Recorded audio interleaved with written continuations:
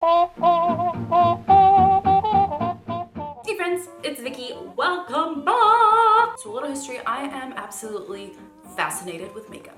I mean, as you can tell on this channel, if you were a little kid like me, I absolutely grew up doing my experiments and potions and trying to make my own either makeup or mixing makeup to see what other new makeup I came up with. And obviously I have not changed a lot since then, because today I'm gonna be showing you guys how I attempted to make my own vintage replica lipstick. I always watch and love reading on blogs like the history of makeup and watching different types of videos of how they used to make them. And in particular, a while now, it's been a while at least, I came across this video by Mary Claire where it shows you how they actually made lipstick in the 1950s, and they made it look really simple. And I'll show you guys a snippet of that video.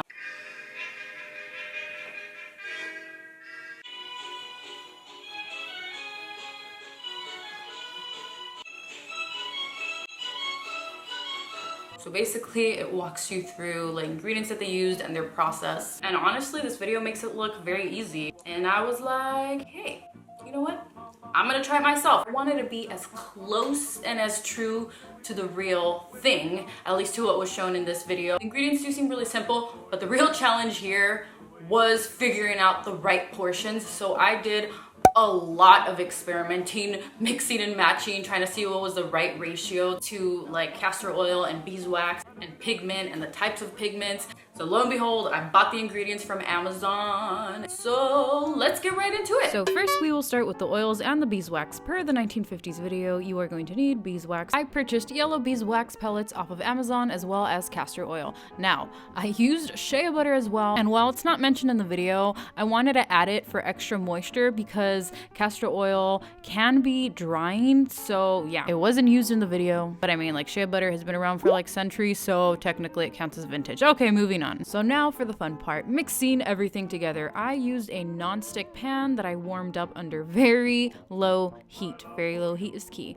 And I added my ingredients one by one, letting each melt individually before adding the next. Honestly, this was my favorite part in the process because watching things melt is so satisfying. The portions I went with for one tube of lipstick were 1/4 of a teaspoon of each ingredient. So 1/4 of castor oil, 1/4 of beeswax, and 1/4 of shea butter. Oh, and not specifically called out in the video, but I did go in and add 1 drop of peppermint to the mix to add some fragrance and taste to the lipstick. Lipsticks back in the day did have fragrance as well, so this is technically not accurate. Once your beeswax and oils are all mixed together, you are ready for pigment. For my lipstick color, I knew that I wanted a super bright red to replicate a color from the 1940s or 50s, and so because I initially wanted to make this natural, I opted to use beetroot powder. Cue the Dwight jokes, since I know it is used in some lip balms and stuff. However, this caused for a chunky, grainy lipstick because the beetroot powder was not fine enough. You need really, really fine pigments and powders for lipstick. Also, the color was just not right. It was too brown. And so I was like, shoot, what am I gonna do now? Because professional lipstick pigments were also not an option for me because pigments are hard to come across, especially if you're not like a manufacturer of lipstick, and that can make it very expensive. As it is, this was a kind of pricey DIY. Honestly, I didn't want to jack up the price of my DIY, so I ended up going with red eyeshadow from a brand I trust, NYX. They're cruelty-free. I trust their stuff. I'll let you guys know in a few weeks if my lips fall off. So yeah, I went with this matte bright red from NYX's Ultimate Edit palette. I first scraped the eyeshadow out to make sure it was loose, fine powder so that I would not be mixing it in with chunky pieces of eyeshadow. And then I mixed it in with the wax and oils. Because I wanted this to be a really bright red, I also went in with some hot pink eyeshadow, also from NYX, and I mixed that in as well. In total, I used about 3/4 of a teaspoon worth of eyeshadow or pigment.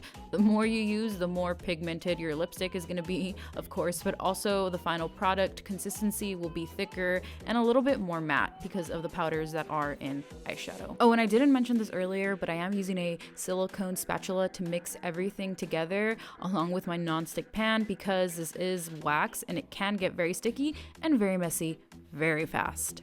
And again, use low heat here because you do not want to burn your ingredients and alter the final color of your product. Molding! Finally, it was time for the mold. Now, I am not a professional, so I do not have fancy molds like the ones that they show in the video, so I had to get resourceful, and what I did instead was I emptied out an old, like 10 years old chapstick and used the tube which I rolled all the way down to pour in my hot mixture into. Do this part as fast as you can so it does not cool before you have filled the entire thing. Otherwise, you're gonna have like chunky, uneven lipstick. And after you have filled your tube, you are gonna wait for it to cool. I would leave it to cool overnight. That is my recommendation, but if you are impatient like me, you can put it in the freezer for 15 minutes. Once it was fully set and cooled all the way through, I rolled it all the way out and cut out the lipstick carefully with an X-Acto knife. Also, very satisfying.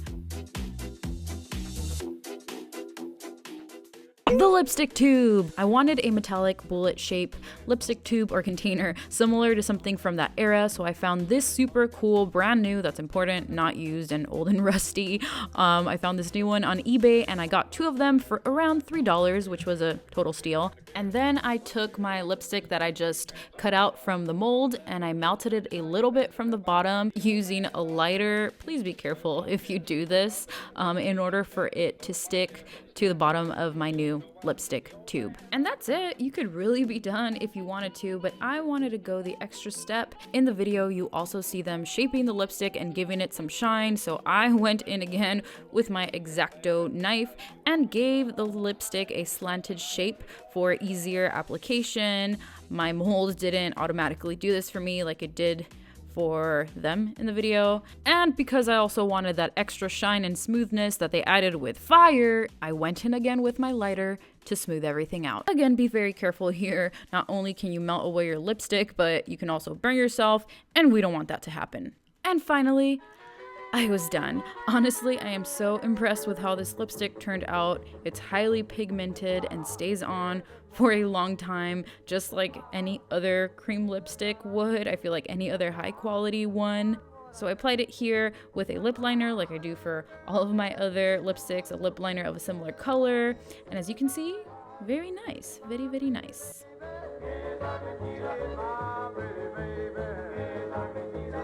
Oh my god, I made my own vintage replica lipstick.